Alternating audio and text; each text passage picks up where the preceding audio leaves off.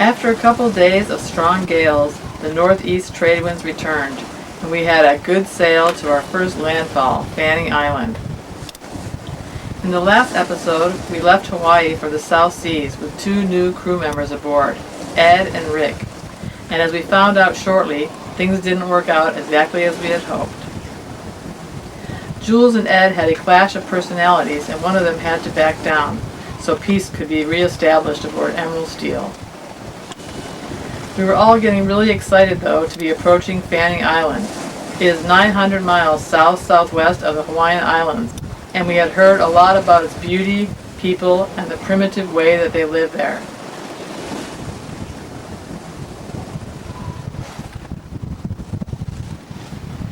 The seas went down quite a bit, but a large swell still remained, the remnants of our recent gale. We had to keep a good lookout as we were approaching a very low-lying atoll. It would be very easy to miss it or to run up on it in the night. This was before we had a GPS and we were navigating by dead reckoning and a sextant.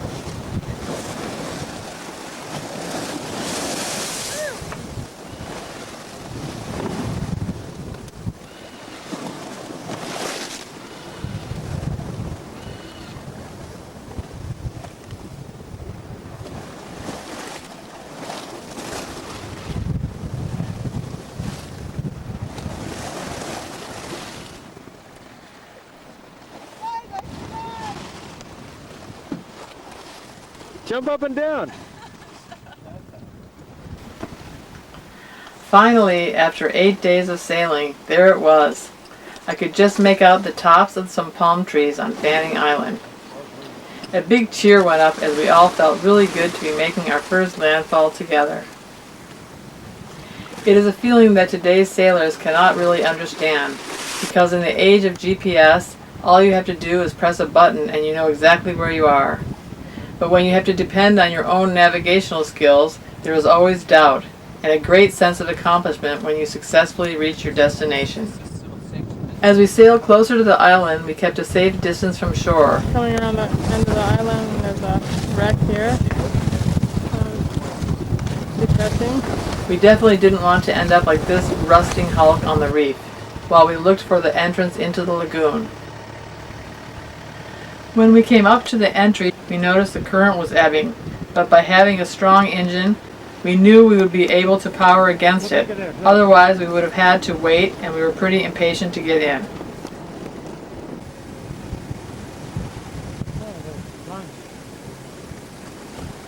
The time must be going out. It is, yeah, we can see it out there. It's just coming out pretty strong. I got a big engine, though. Yeah, oh yeah. What? That's cut over there behind the tree. Yeah. Once we went through the pass, the lagoon opened up, and we were so impressed by the scene that was unfolding before us.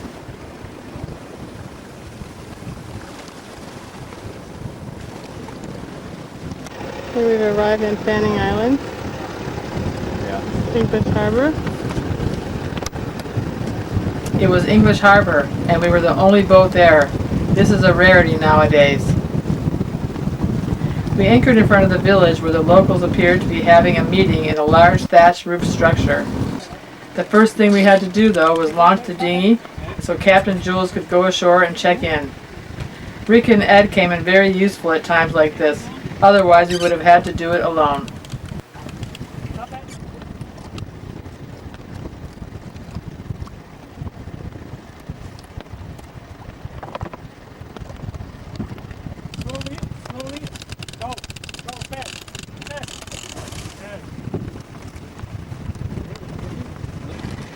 Good luck. Here goes Julius. Jules had to fight a strong current when he rowed to shore. We were hoping that he wouldn't get sucked out of the pass. Once he got ashore, it was a short walk before he ran into someone that looked like an official. Let's hope he got permission to go ashore, because after 8 days of sailing and being cooped up together, we were all looking forward to getting on land to stretch our legs.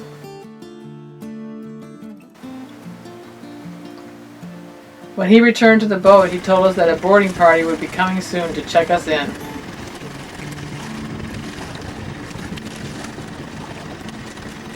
What happened? guy coming in a skirt introduced himself to be a custom officer. Before the arrival of customs, we put out our U.S. flag on the stern and raised the courtesy flag of Kiribati.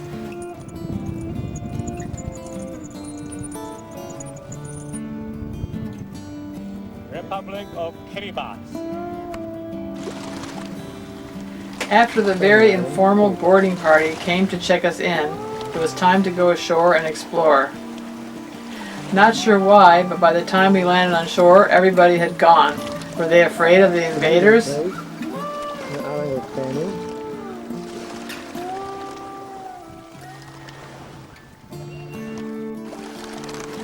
We found everything to be very primitive, from the dugout outriggers to the thatched huts. The customs officer told us that the main village was a half-an-hour walk from the anchorage, and also invited us to their Sunday church service and a feast afterwards, which was run by New Zealand missionaries. I was also advised not to wear any shorts or short dresses on the island, and we were not to give anyone alcohol either. So good understanding, the first settlement. It was hard for us to believe that only 900 miles from Hawaii, people still live such a happy, peaceful, and primitive life.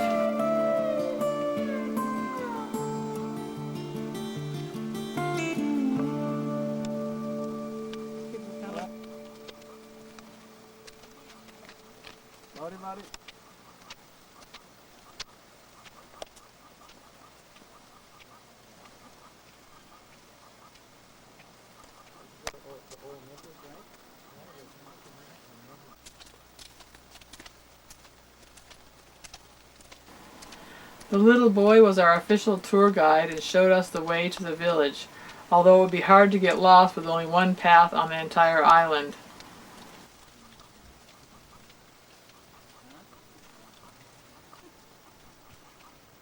Maori! And the most important word we learned was Maori, which meant hello.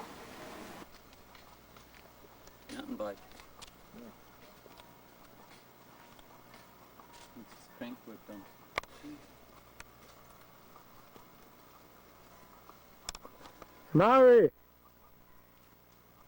Bells, what is all, oysters or something? No, the little things on the side. Oh, yeah.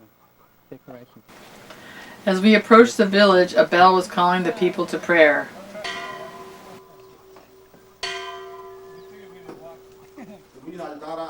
Too bad we didn't understand the sermon, but the music was really enjoyable. Everybody sat on woven mats on the ground.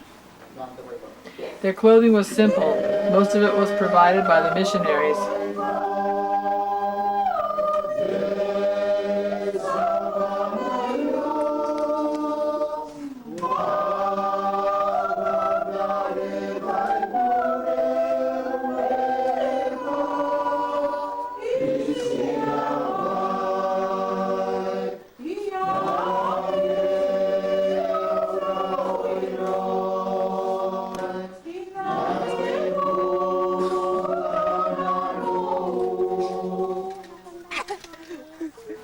After the service, we explored the island a bit further. The people were initially shy, but friendly. We soon found out that the language barrier wasn't a problem. A smile doesn't need any translation. Can you imagine a place with no paved roads, no cars, no shopping centers, no TVs or computers, not even a tiny grocery store? Talk about a simple way of life. It looked like the islanders were pretty self-sufficient. They grew their own breadfruit, taro, coconuts, bananas, and raised pigs and chickens. The lagoon provided plenty of fish to satisfy their needs as well.